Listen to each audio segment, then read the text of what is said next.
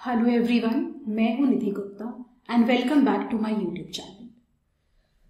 Oil seeds जैसे कि soybean, सरसों, मूंगफली एटसेट्रा, इन सभी पर 5% जीएसटी का रेट है। लेकिन अगर ये सीड क्वालिटी की है तो ये जीएसटी से एग्जेम्प्ट है। अब ये सीड क्वालिटी क्या होता है? जीएसटी में भी इससे ज्यादा सीड क्वालिटी पर कुछ नहीं कहा गया है, तो हमें नहीं पता ये क्या होता है। हो सकता है मिनिस्ट्री ऑफ एग्रीकल्चर कि किसी ऑथराइजेशन में, एक्ट में, रूल्स में कहीं कोई स्टैंडर्ड्स प्रिस्क्राइब्ड हो ये जज करने के कि सीड क्वालिटी क्या होती है। लेकिन जीएसटी एक्ट में उन्हें कहीं पर भी बोरो नहीं किया गया है, तो ऑब्वियस है कि लोगों के मन में डाउट आया कि भाई ये कैसे जज करें, कैसे डिफरेंशिएट करें कि कोई सीड क्वालिटी की है या नहीं।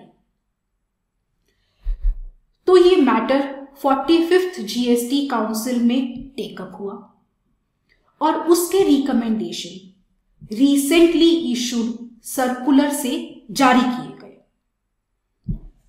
सर्कुलर ने टैमरिंड सीड्स, इमली के बीज का एग्जाम्पल लिया।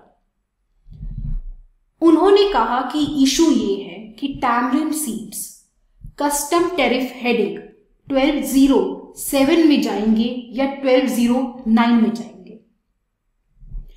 एक्सप्लेनेटरी नोट्स की हेल्प से सर्कुलर में कहा गया है कि टैमरिंड सीड्स सोइंग पर्पस के लिए हो या किसी और भी पर्पस के लिए हो, वो सभी कस्टम टैरिफ हेडिंग 1209 में जाएंगे।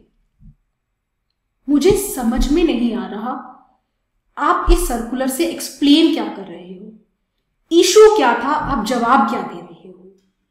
क्योंकि अगर हम notification number 2 of 2017 of central tax rate को देखते हैं, उसकी एंट्री एक्ट सीरियल नंबर 79 कहती है all goods of seed quality falling under chapter 12 are exempt from GST.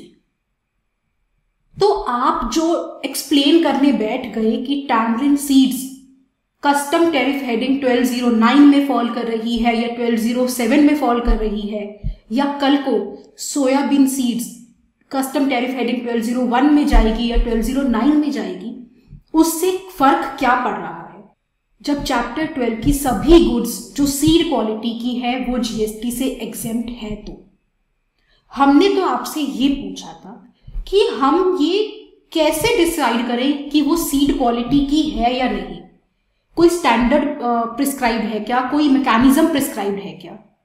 लेकिन आपने उसका जवाब नहीं दिया। आपने इस सर्कुलर में कहा कि उन्हीं सीड्स को एग्जेम्पशन मिलेगा जो सोइंग के लिए सप्लाई की जाएगी। मतलब आप यहां एंड यूज्ड बेस एग्जेम्पशन दे रहे हो। ऐसा नहीं है कि एंड यूज बेस्ड एग्जेम्पशन कोई नया कॉन्सेप्ट है।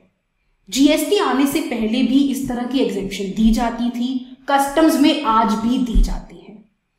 फर्क सिर्फ इतना है कि पहले जब ये एग्जेम्पशन दी जाती थी तो उन्हें एनफोर्स करने का एक मैकेनिज्म होता था, लेकिन जीएसटी में ऐसी एंड यूज बेस्ड एग्जेम्पशन को एनफोर्स करने का कोई भी मैकेनिज्म नहीं है।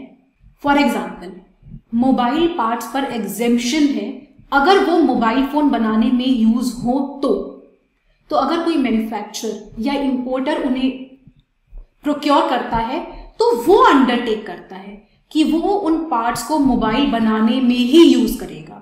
अगर ऐसा वो नहीं कर पाया तो वो उस पर एप्लीकेबल ड्यूटी पे करेगा।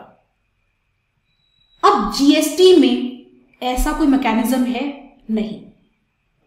मान लो एक सप्लायर ने सरसों बेची सीड क्वालिटी की, उसके रेसिपिएंट ने भी आगे वो सरसों बेची सीड क्वालिटी की, लेकिन लास्ट रेसिपिएंट ने उस सरसों को बोने की जगह उससे तेल निकाल दिया, तो एंड यूज एग्जेम्पशन तो यहां नहीं मिलेगी। लेकिन आप यहां टैक्स किससे वसूल करोगे?